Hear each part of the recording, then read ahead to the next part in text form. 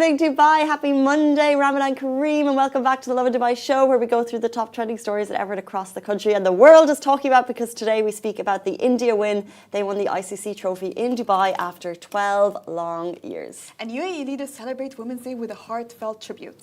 We're talking about Dubai is getting a winter wonderland with these 2 ice shows. And Dubai gave a 9-year-old bladder cancer the trip of a lifetime. So sweet. And in today's rapid weather report, it's partly cloudy with temperatures ranging from 23 to 33 degrees. I was away for 2 weeks, and why is it already summer? I know, I'm so sad. I'm telling you, it suddenly increased out of nowhere. It was so cold and so windy. Yeah. It's hot. Going to my car, I'm like, no, I'm not freezing cold. I know. I am not freezing. Why am I not freezing cold? I feel like it's literally, I left and it was cold, and now it's winter. I just came back from Dubai, and it was from Ireland, and it was definitely winter there. And I have to tell you, Massa, Irish people are getting ripped off by this Dubai chocolate. Oh my God. It's an absolute disaster. They're paying through the nose. How much is it, like in dirhams? Oh, okay, so €6.99, 6x4, so... Oh, wait, is that like 40 dirham? But still. But 40 dirham, and it's... For a small bar? This size, it's a cake bar. It's not even... cake bar? Yeah. You know, it's cheaper to make? Probably. And they're selling it for, by the way, that's so expensive. It's so expensive, and I'll happily pay for fixed chocolate, because I don't want to go into the taste of things right now in the morning at this time. And it's fasting? But exactly, people are fasting, but fixed chocolate is fixed chocolate. They actually sell this in Dubai. I saw it in Spinneys, by the way. But this is the Irish one. Is this an Irish brand? Well, it says made in Dubai. They're selling it in Ireland, but I don't think the Irish people know that this is not the real one. But do you ask in the locals if they tried this brand? I tried it. Did you like it? It was awful. Well, it's made in Dubai, so I don't really want. I think it's made in Dubai, because I don't think they're going to have a cake bar. I know, but I saw this in Spinneys yesterday. That's why I was so surprised. Yeah, I know. It's all I'll say is, I just feel like the Irish people are being duped. You need to have a real taste of Dubai chocolate, and you'll understand why we're overdoing it with everything. Yes. They need to have an actual real taste of the Dubai chocolate. It is worth the hype. Yeah. So, Sarah Hamouda, if you're asking, I'm going back in a month, and I could bring bucket loads, not to make money, but just to show the people of Ireland. To introduce them to the real thing, because you cannot beat the real thing. No, you cannot beat the real thing. Everyone says the origin is always the best, but selling them cake bars, not even chocolate bars. Okay, rip it off, because I know there are a lot of copycats here, even here in Dubai, but selling them cake bars, I'm sorry, but it's so wrong. It's not even, and you pick it up, when you pick up the real one, it's like you're holding a gold bar. You feel like Charlie in the Chocolate Factory. When you pick this one, it's so light. And it's so soft, it breaks down like this. And it's a cake. It was not. How is it a cake? Do you feel the pistachio paste, or it's just cake pistachio? I don't know. I was just disappointed by the flavor, the whole thing. I don't. Anyway, maybe someone likes it. Maybe someone likes it, yeah. Anyway. We shall jump in to the top story of the morning.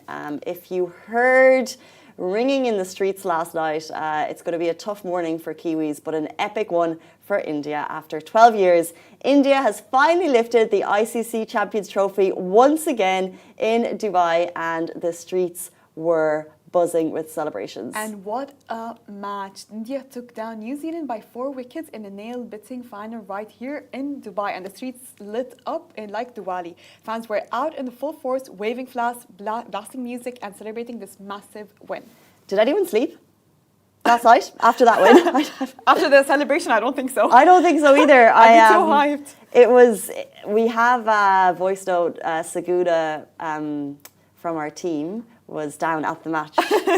And what a way, because people were fighting for those tickets. How did she get them, first of all? That's a good question. How did she get those tickets? Because they were sold in less than half an hour. I don't know, but they looked like pretty good seats too. Yeah. But we asked her what it was like down at the match last night, and this gives me goosebumps, so let's take a listen. The atmosphere was absolutely insane. The stadium was packed with fans from all over the world. I saw so many waving flags, people singing, screaming, jumping out of their seats. Every time we hit a boundary, the whole place went wild. We were all banking on our GOAT Virat Kohli, but he got run out on the very first ball. That's when the entire stadium went silent for a second because the tension was super real. But the boys absolutely did not disappoint. Our captain Rohit Sharma led like an absolute king, and the team just held their nerve like champions. We actually chased 252 runs with 9 balls yet to spare. And the second that winning run was hit, the stadium erupted, genuinely erupted. People were crying, hugging strangers, dancing like monkeys, climbing over the seats. It was absolute madness. The fireworks went off, drums were going crazy, and I swear to God, I have never heard India, India chanted that loud in my life. This is our third ICC Champions Trophy win, and honestly, it was one of the sweetest. Something that gave me genuine goosebumps was our national anthem at the end. The whole stadium singing together, absolute goosebumps. We were the champions once again, so super excited. Congratulations! Congratulations, oh, this is so cute. Congratulations. And the goosebumps. I've never been part of any match that was so big. Like, I've always watched big matches at home. And she's making me feel such FOMO. But I think you have to be part of the winning team. I know. She's giving me like major FOMO. Like, I want to be part of such a big celebration. You know, my favorite thing on that was when she was like, strangers hugging strangers. You know, like everyone's supporting the same thing and everyone's in. We won. Oh, I love it so much. And I love that about Dubai, that like, any celebration, whatever it is, like we're all kind of unified when you're all behind the same thing. We need to get a UAE team that's like smashing something, and then imagine. And we all jump in. We'd all love it because this is our second home. Congratulations, India! Like, well deserved. I think T20 champions as well. And the third trophy. Congratulations. Congratulations. Singing in the streets. Fair play to Segura for making it into the office today. True. It was madness last night. Let's jump into our next story. So UAE leaders celebrate Women's Day with heartfelt tributes. In honor of International Women's Day, the UAE leaders shared heartfelt messages celebrating the incredible contributions of women to society. His Highness Sheikh Mohammed bin Zayed, the President of the UAE, recognized women for their pivotal role in uplifting and shaping the nation. Meanwhile, His Highness Sheikh Mohammed bin Rashid Al Maktoum, the Prime Minister and ruler of Dubai, paid tribute to women with the poetic lines, calling them the secret of life, its story and its soul. International Women's Day is an important day every year. It's dedicated to celebrating the achievements of women in every field, and it's also a moment to push equality and recognise the challenges that we still face. And I think it's an important day. And I think we really are privileged to live in a country where we have a lot of women's rights, and women's rights are really protected here in terms of employment, family, marriage, etc., like a lot of things. And it's really incredible to see how the rulers even go an extra step to acknowledge it. And this last line, the secret of life, the story and its soul, it's so heartfelt. Like, it really, like, when I read it, I'm like, oh, please. Is this me or is it not? You feel seen. Yeah, I feel you feel seen. Like, yeah, you see my work. Like, it's more than it hit me hard. The soul is like, there's more to what we do than what you see on paper. Exactly. Thank we're not you. just moms. We're tribute to moms, tribute to the hard workers, tribute to women in high status, tribute to women entrepreneurs. Like, come on. And it's an amazing day to look around. And yes, we're meant to kind of note the challenges, but it's also like, but look at the women who are bossing what they do. The women and like, look at our role models, whether it's like from 10 years ago, 20 years ago, or if it's people today, whether it's like your mom or, you know, my sister-in-law, she's starting a business, like amazing women role models that we're seeing day in, day out, and to actually recognize them and support them. And who would you say is your biggest role model? UAE established. UAE established. I go to, it's like day to day, I go to like women who, like, and maybe it's too obvious, but I feel like the Katan sisters are so immense at what they're doing. American Iraqi born, live in Dubai, and they have smashed the beauty industry. They're one of the top beauty brands. And they're doing it all from their hub here in the city. They're so much part of the community. People love them. They give back so much. They're so, vocal with their they're vocal with their opinions, and they're not afraid to express how they feel about Palestine. And they're running amazing businesses. Mona has just gone out on her own.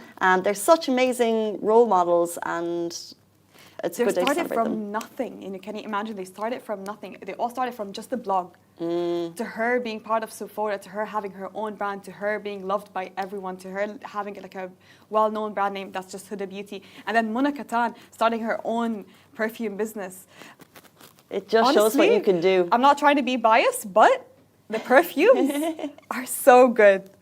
They're so good. My role models would be the founders of Salt. Tell me why. They're two friends. And they started a business together, and it's so successful. Like, mashallah, the queue to Salt everywhere in every location is so, it's always so busy. And they're such a big name here in the UAE, and now they opened in Saudi, they opened in multiple locations. But Salt, being two friends. I didn't realize there were two friends. Yeah. I love that for them. And opening such a big business here in Dubai, Salt is so big. And being so successful. And they're celebrating 10 years. Yeah, did you see? 10 years, yeah. 10 years of tender burgers. I didn't know they were besties. I love that for them. Yeah. Love that for them. Because it's inspiring me. Maybe I need to open a business with my best friend. Because we tend to see a lot of kind of international stories when they go big, but actually let's recognize the amazing stories of the women here and what they do. And they are just some of so many. And we're in a city that inspires women to do more and do better. And we're so blessed for that. Let's move in to something that's coming soon to Dubai. So Dubai is getting a winter wonderland with these two ice shows. Dubai may not get snow, but Winter Magic is coming to Kola Arena with Snow Queen and Frozen Love. Lovin Dubai is proud media partner for those two fabulous events. On April 1st, the ice stage transforms for Frozen Love, a dramatic tale set in Imperial Ice Palace. Watch two newlyweds navigate love and power under the rule of a fierce empress with mesmerizing performances and jaw-dropping set designs. Then, on April 2, Snow Queen takes you on a thrilling adventure as a brave girl sets out to rescue her best friend. This is a modern ice adaptation of Hans Christian Andersen's classic fairy tale. Features Olympic medalists and world champion skaters, stunning choreography, and absolutely breathtaking visuals. In this story, you're going to see two newlyweds navigate love and power under the rule of fierce empress. And there's going to be mesmerizing, jaw-dropping performances and unbelievable set designs. So you've got 2 nights of world-class skating, dazzling costumes, and incredible storytelling. Do not miss it. That's April 1st and April 2nd. Tickets available now at Coca-Cola Arena. Get yours while you still can. Let's jump in to our next story. Dubai gave a 9-year-old who is battling cancer the trip of a lifetime. If you're feeling emotional at all, look away now. I saw this story this morning, and just more power to her and her family. But Dubai has made the dreams of a young Finnish girl who is battling kidney cancer come true. Her name is Adele Shetskovia. She's 9 years old, and she was asked where in the world she wanted to visit the most. She said Dubai, and Dubai made it happen, and then some. And her family was invited to Dubai, and her entire trip for her and her family was taken care of under the instruction of His Highness Sheikh Hamdan bin Mohammed bin Rashid Al Maktoum, Crown Prince of Dubai, Deputy Prime Minister and Minister of Defense, and Chairman of the Executive Council of Dubai. The task was to give her family the trip of a lifetime. And they did. If you want to see the video, we're going to share it on our feed. I think you can see more through visuals than how we will describe it. You can't. It's hard to describe emotion, but basically from the moment they entered this city, they were treated like royalty. So can you imagine how this must have felt for her parents to give their daughter such a special trip? So they were met at the airport. You can see these visuals by the GDRFA officers, but also by Dubai's travel mascots. Salam and Salama waved them off the flight. So as they got off the flight, they were welcomed. And then Adele, her family, they actually got to stamp their own passport, which was just that little moment and touch of joy. They were staying at Jumeirah Beach Residence, and then they got to visit really cool places like Museum of the Future, the Lost Chambers, Aquarium at Atlantis, and then any medical support she needed, of course, that was important throughout her trip, was taken care of by Al Jalila Hospital. And at the end of the trip, Adele's father, Vitaly, Shostakovsky said, "We have never experienced such warmth and generosity before. The attention and support from His Highness Sheikh Hamdan bin Mohammed bin Rashid Al Maktoum and Unit General Mohammed Al Mari had profoundly positive impact on Adele's well-being and our family's emotional state." I just think just really special for her family. It's so special. Like, can you imagine that? That would be such a core memory. It can also give her like a push to go forward with her treatment. I really hope she recovers really well and very soon, hopefully. But this can give her like a push of hope and just a little bit more strength, and because happiness can really boost immune system. This is what they always tell you, like, is if you're treated with a chronic illness, immunity is really important. So this is why they tell the patients and their families, try to always make them happy, try to always have them smile, because happiness and your mood can really affect your immune system. Excuse me. As you said, we just hope she recovers really quickly. And just how nice for her family to be able to give her that week of joy and to facilitate it. Okay, so if you'd like to check the iftar timings, we have prayer timings and everything shared on the Lovin Dubai website. We also have some nice updates coming in on our WhatsApp account if you'd like to check them. I think, what did Sandra put up this morning? She was like... Only few. She goes, only a few hours till iftar. but who's counting? Who is counting?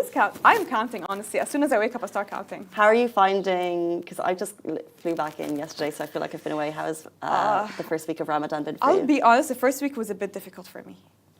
Because of my sleeping schedule and because I'm not used to not having my coffee. But I'm not having withdrawal symptoms. Interesting. This is the first year I don't have withdrawal symptoms because of coffee. Okay. But I'm just used to it and really wanted to keep me going throughout the day. But today is the 10th day of Ramadan. And there's a saying in Arabic, it says, like, "Man ash al-bashar," like, as soon as you hit the 10th day mark, it just passes by so quickly. It flies. You start counting down. Okay. Instead of, like, just adding the days. Yes. So I'm happy that we hit the 10th day mark, which means it's going to pass by so quickly. And how does the day go for you? So obviously you get up early, your day is 8 to 2, but in terms of your reaction to things, how does your energy levels work? My energy levels, like, it drops after it hits 12 p.m. I start crashing. Okay. A lot, I don't know why. And when it hits 3, I'm gone. I'm gone completely. I don't know why. So we've been putting up some questions to the audience during the week, like, do you do pre-iftar walk? Do you do an after iftar? I don't know. I'm not trying to put you out. I don't work out in Ramadan. I don't know, okay. It's so hard to work out in Ramadan. It's so difficult. Like, I try. I'm like, you know what? After iftar, I'll go to the gym. But someone would call me, like, let's go get karak. Let's go get matcha. Ah, nice. How can I say no to that? You can't. I can't. Obviously. Gym or matcha? Could you? I mean, why would you? Why would I have that's to what take you don't have to say. You don't have to say no to anything. So if that's what you want to do. And who's cooking at home? Are you going out for iftar? Through weekends, I cook. During the week, because I have work, my mom cooks. But I try to help her out. You know, like, even the last 2 days of Ramadan, I always take it over. Yeah. Nice. Cooking iftar for the family. That's so lovely. 8:50 on Monday morning. We hope you all have a beautiful day, and we'll see you back here tomorrow morning, same time, same place. Bye-bye.